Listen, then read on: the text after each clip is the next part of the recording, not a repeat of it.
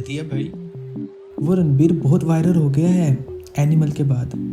मुझे भी कुछ ऐसा दो यार। मुकेश खन्ना के पास गया था शक्तिमान के लिए, वो नहीं माना। भाई मुकेश खन्ना काम नहीं आया तो मुकेश अंबानी काम आएगा। भाई इसको बोल रणबीर कपूर की तरह बाल उगा ले।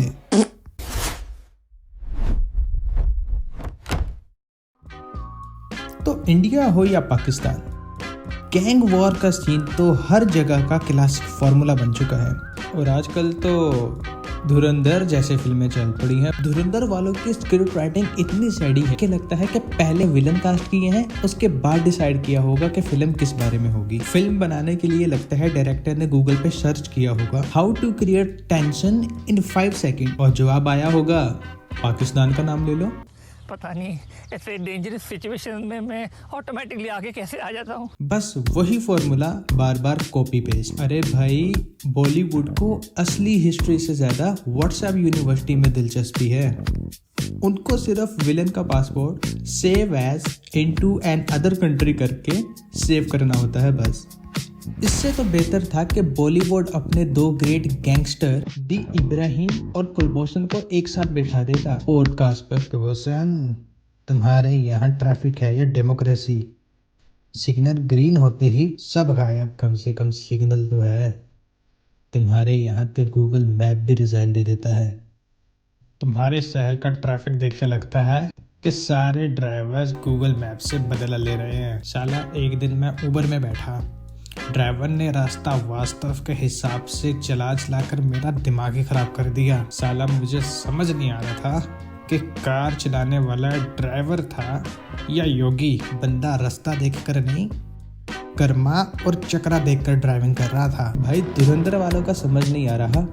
5 अलग कैरेक्टर दिए हैं जो कि 5 रियल लाइफ पर्सन का कैरेक्टर पोर्ट्रे कर रहे हैं। अब अक्षय, अर्जुन और संजय का तो पक्का है कि वो किन किन कैरेक्टर्स को निभा रहे हैं, लेकिन जब इनके अपने इंडियन रियल लाइफ कैरेक्टर्स की बात आए, इनको पता नहीं क्या साम सूंघ जाता है। अब आर माधवन के कैरेक्टर को ही ले लो। अब फिल्म में वो अजीत दोहाल का रोल प्ले कर रहे हैं, लेकिन ये वो वाले अजीत दोहाल नहीं हैं जो असल में हैं, लेकिन हमको मानना है कि ये वही वाले हैं। ऊपर से रणवीर सिंह जिनका रोल प्ले कर रहे हैं, उनकी फैमिली ने तो अलग से केस ओपन कर रखा है। धुरंधर फिल्म देखकर लगता है कि 2014 के बाद से बॉलीवुड को गाइड करने वाला कोई नल्ला डिक्टेटर ही है। लेकिन एंटी नेशनल फिल्में बनाने का कीड़ा सिर्फ इंडिया में ही नहीं, पाकिस्तान इससे भी एक कदम आगे है। बल्कि ये बुनियाद रखी ही पाकिस्तान ने थी। पार्टीशन के बाद पाकिस्तान की फिल्म इंडस्ट्री अभी नई थी, छोटी कम बजट वाली, लेकिन इंडिया एक तेजी से बढ़ती हुई फिल्म पावर। पाकिस्तान के शहरों में इंडियन फिल्म का राज था। लता मंगेशकर, किशोर कुमार और मुकेश के गाने हर गली और मोहल्ले में सुनाई देते। पहली बार सताता है ये दिल, रुलाता है ये दिल, यही हंसाता है दिल तो पागल। लोग उनकी फिल्म में खो जाते हैं। ये देखकर पाकिस्तानी फिल्म मेकर्स डर गए। उनको समझ आ गई कि अगर हमने अपनी पहचान मजबूत ना बनाई तो लोग सिर्फ इंडियन सिनेमा देखेंगे। इसी डर और प्रेशर ने पाकिस्तानी सिनेमा में नई सोच जगाई। सिनेमा अब सिर्फ एंटरटेनमेंट का जरिया नहीं रहा, बल्कि अपनी पहचान बनाने का एक टूल बन गया। यहाँ से शुरू हुई पाकिस्तानी फिल्म्स की पहली जर्नी, एक मिशन के साथ अपनी आइडेंटिटी, अपनी पहचान लोगों तक पहुँचाना। पहली एंटी इंडियन फिल्म जो कि सिंबॉलिकली पाकिस्तान के दुश्मन को दिखाती थी, वो बनी इनकलाबे कश्मीर। इनकलाबे कश्मीर बनने के बाद पाकिस्तान में बहुत पॉपुलर हुई। बॉक्स ऑफिस रिपोर्ट्स के मुताबिक ये फिल्म कमर्शियली सक्सेस रही। अब इस फिल्म से दूसरे फिल्म मेकर्स को इंस्पिरेशन तो मिली, लेकिन पाकिस्तान की सेंसर बोर्ड अब भी सख्त थी। अगर फिल्म में डायरेक्टली इंडिया का नाम लिया जाता तो सेंसर बोर्ड रोक देता, जैसे आज इमरान खान का नाम लेने से रोका जाता है। मेरे पाकिस्तानियों,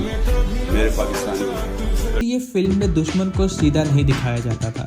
विलन्स अक्सर फॉरेन एजेंट, स्पाई या घुसपैठ करने वाली एजेंसी होती थी। हर चीज में सिंबल यूज होता था, यूनिफॉर्म, डायलॉग, लोकेशन, सबसे लोग समझ लेते थे कि एनिमी का मतलब क्या है। लेकिन पाकिस्तान में ऐसे फिल्में बनने के बाद भी इंडिया ने अब तक कोई एंटी पाक फिल्म नहीं बनाई, कोई इनडायरेक्ट भी नहीं। वो अब भी रोमांस जोना में अटका हुआ था। गया मेरा बचपन। और फिर आया 1965। 1965 की जंग ने सब कुछ बदल दिया। पहली बार पाकिस्तान का सिनेमा एक रियलिटी चेक से गुजरा। सिंबॉलिक विलन्स और इनडायरेक्ट स्टोरी टेलिंग का जमाना खत्म हो गया। अब एनिमी का नाम सीधा इंडिया था। खुदा के लिए कोई ऐसा कानून लाइए, कोई ऐसी दफा तलाश कीजिए जिसके तहत मेरी पाक सरजमीन इस बुराई से पाक हो जाए। खुदा के फेंक दीजिए इसके बाद के बाद, वरना हम बॉर्डर पर जंग जीत कर भी ये जंग हार जाएंगे जनाब, ये जंग हार जाएंगे।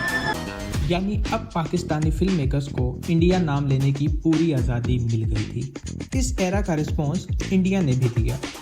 पाकिस्तानी एक्टर्स और फिल्म इंडिया में बैन हो गए और बॉलीवुड ने पहली बार पाकिस्तान को विलन के रूप में दिखाना शुरू किया। लेकिन ये ट्रेंड 1970s तक फुल स्केल प्रोपेगेंडा नहीं, यानी इंडिया भी अपनी तरफ से सिनेमा को नेशनल आइडेंटिटी और पैट्रियोटिज्म दिखाने का जरिया बना। दोनों मुल्कों में फिल्म्स अब सिर्फ एंटरटेनमेंट नहीं बल्कि एक कल्चरल और नेशनल राइवलरी का मीडियम बन गई। इस राइवलरी ने दोनों कंट्रीज के सिनेमा को एक नया दौर दे दिया।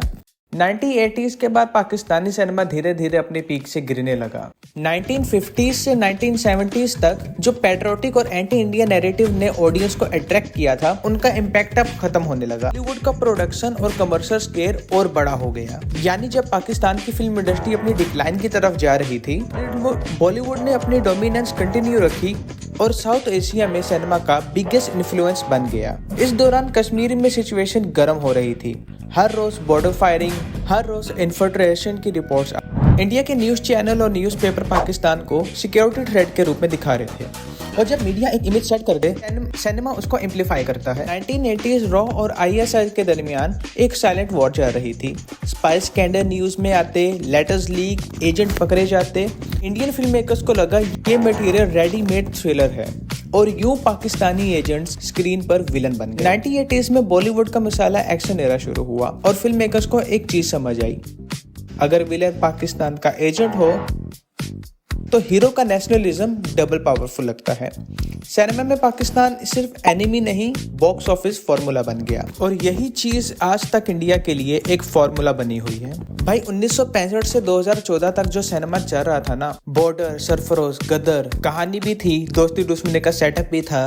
फिर 2014 के बाद पता नहीं इंडस्ट्री ने क्या डाइट प्लान चेंज किया। सडनली फिल्म्स आ रही हैं जैसे phantoms, Kashmir file, Uri, tiger जिंदा है और टास्किंग फाइल जैसी। पता नहीं भाई 2014 के बाद कैसा शख्स आ गया बॉलीवुड इंडस्ट्री को गाइड करने। यार अब कुछ लोग बोलते हैं कि भाई धुरंधर का ट्रेलर देखा? मैं बोला ट्रेलर? अनाउंसमेंट के बाद से लेकर अब तक मैं इंटरनेट में यही सर्च कर रहा हूँ कि भाई इंडिया का कौन सा एजेंट ले आ गया था।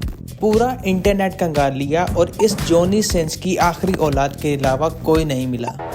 लेकिन आपको मिल जाएगा सब्सक्राइब का बटन, तो कर लेना और लाइक भी।